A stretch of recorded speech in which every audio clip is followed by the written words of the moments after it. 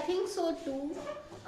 ये unit 1 electrostatics का part number d चल रहा है वैसे, ठीक है। कईयों का सी में ही दिया हुआ है इलेक्ट्रोस्टैटिक पोटेंशियल, वैसे मेरी बुक में डी था, तो मैं आपको बता देती हूँ यूनिट नंबर 1 का सेक्शन नंबर डी चल रहा है, पार्ट डी चल रहा है, और हम करने वाले हैं इलेक्ट्रोस्टैटिक पोटेंशियल, ठीक है। इससे अब देखो बच्चों, जो इसके पहले वाला जो चैप्टर था इलेक्ट्रिक फील्ड एंड चार्जेस वाला, वो मैंने एक साथ बनाया, और वो मैं अब आपको प्लेलिस्ट मिल जाएगी।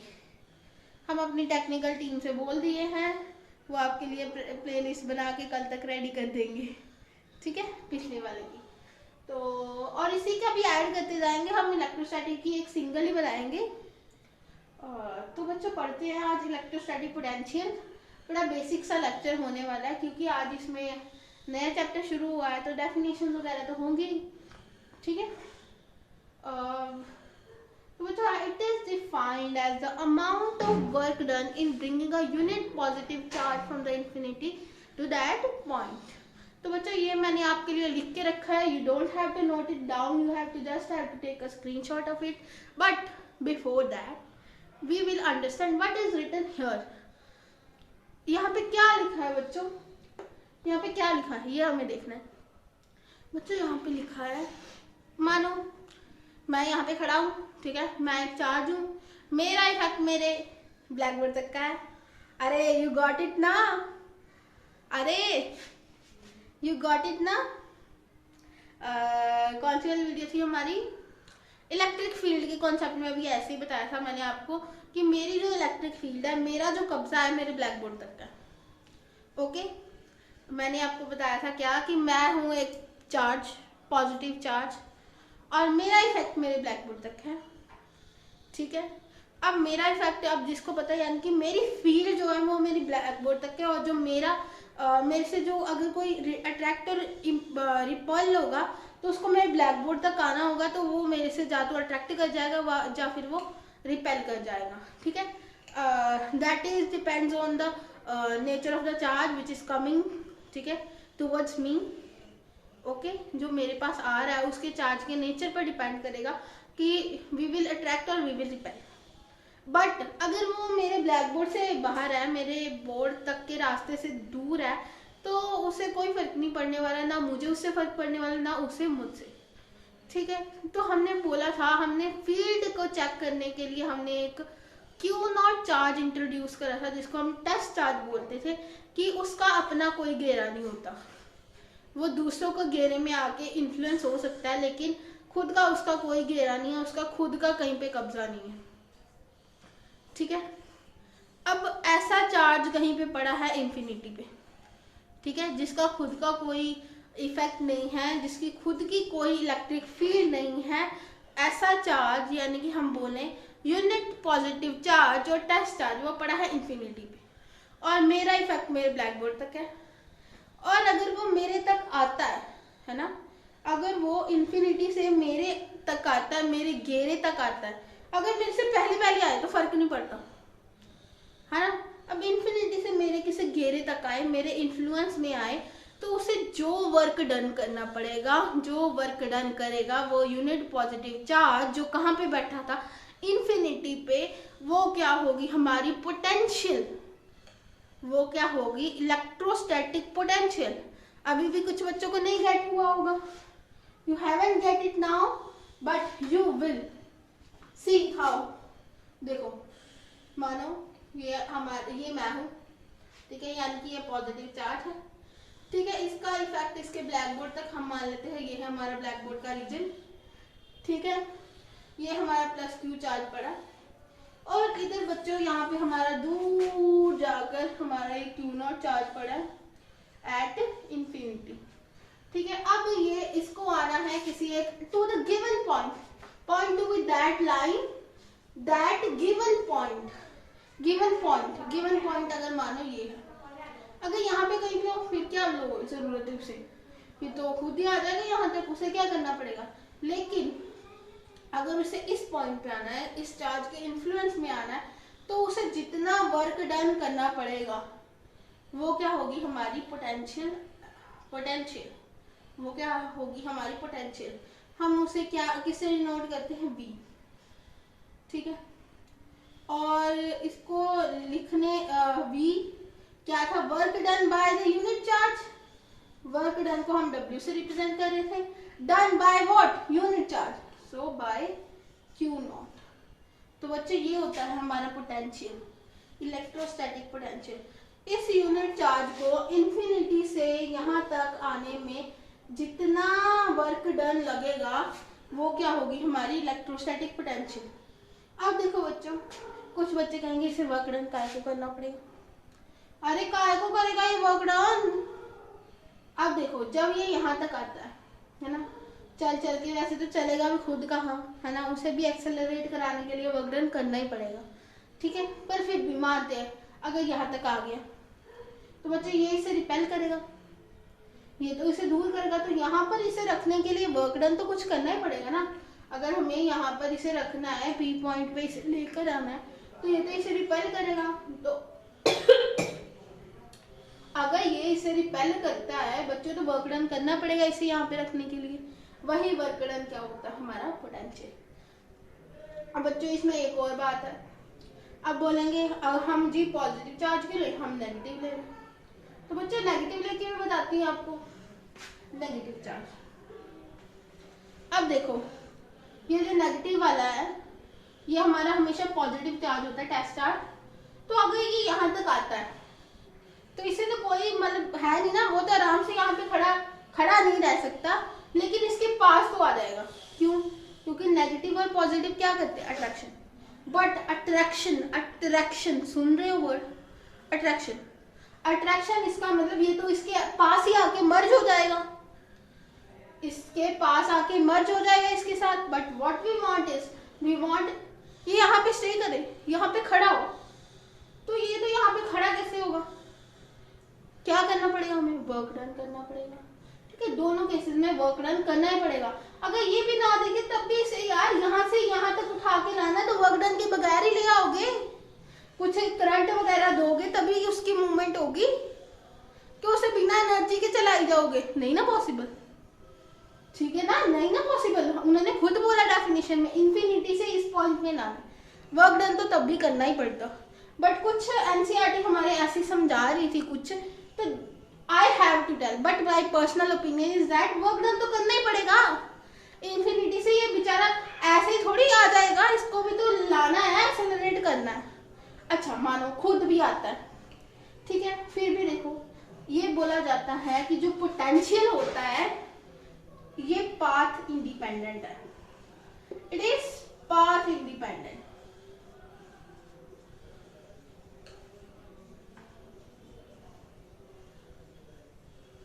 पाथ इंडिपेंडेंट यानी कि आप चाहे यहां से आओ, चाहे आप ऐसे आओ, जैसे मर्जी आओ, पोटेंशियल विल रिमेन सेम।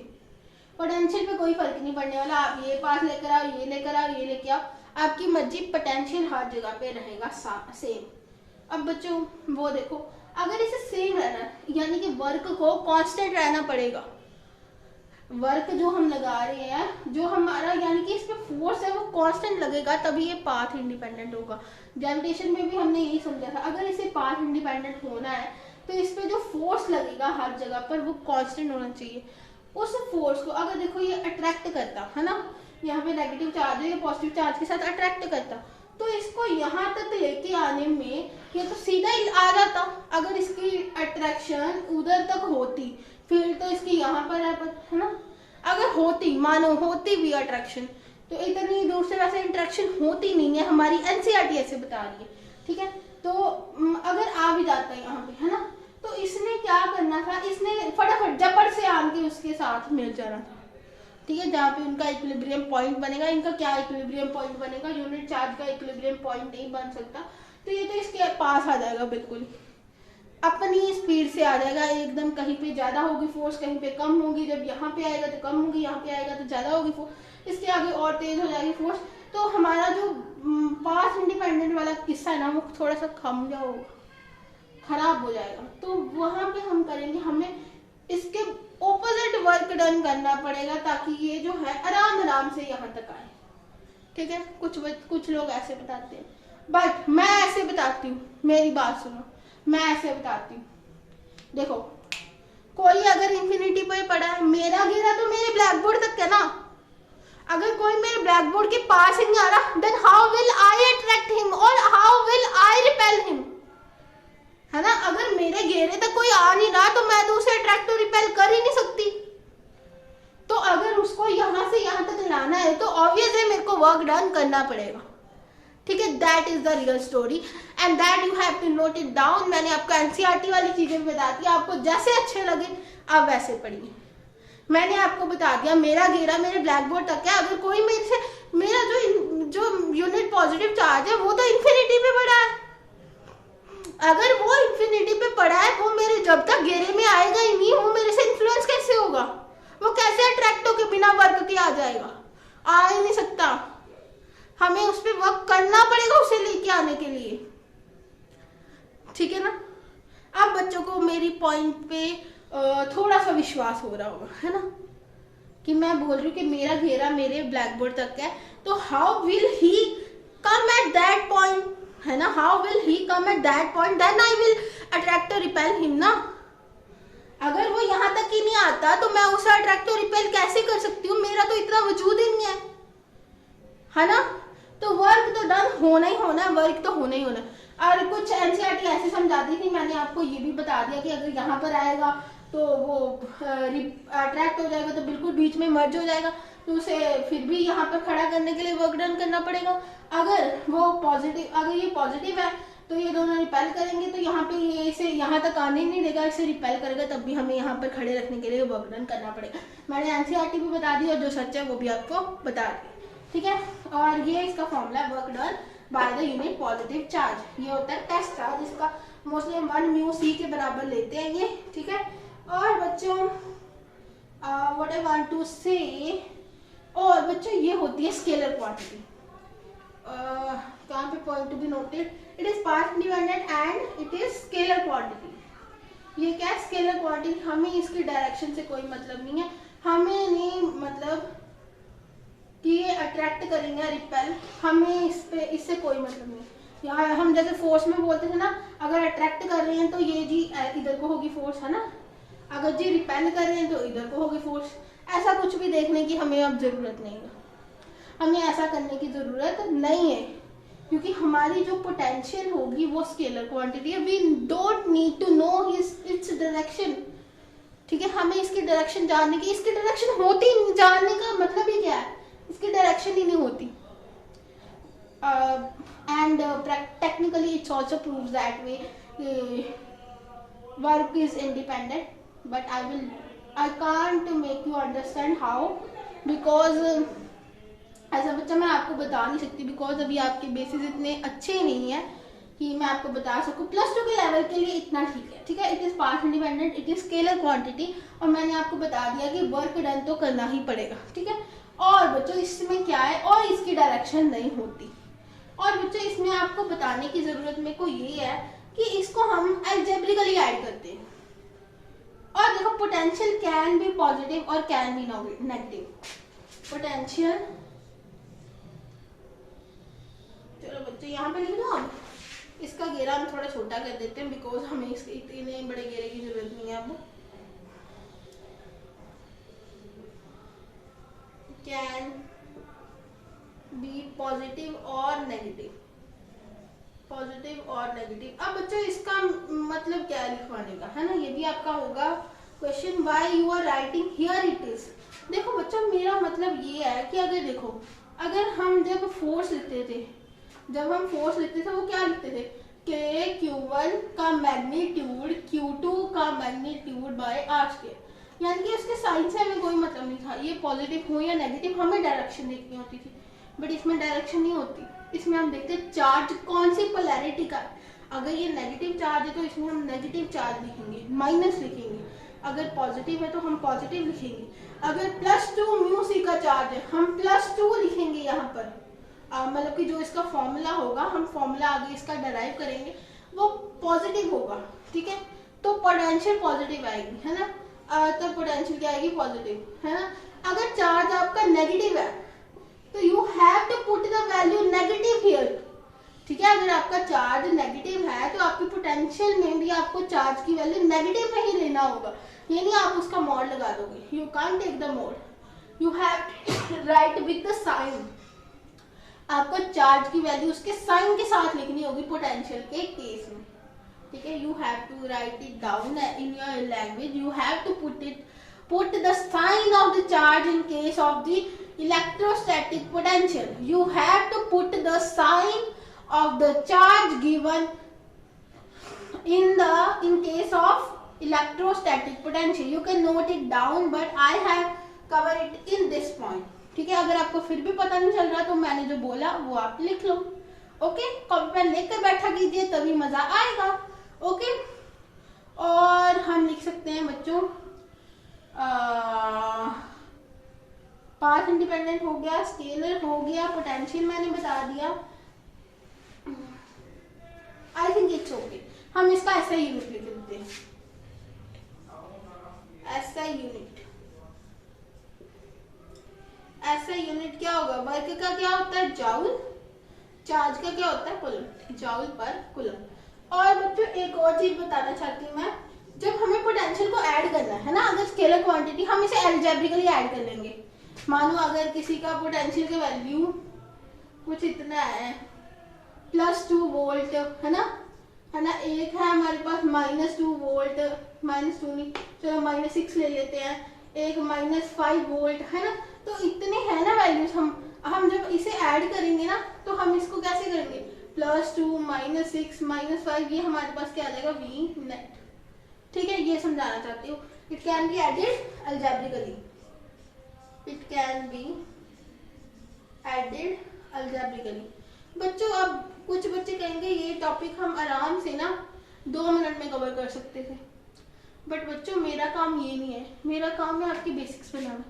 इसीलिए मैं बोर्ड की तैयारी करा रही हूँ, ताकि आपके बेसिक्स बने। अगर बच्चों के बेसिक्स ही नहीं तो फिर आप जब आप आगे हायर क्लासेस में जाओगे ना, तभी आपके ऐसे बेसिक बिगड़े होंगे, तो फिर फायदा क्या है?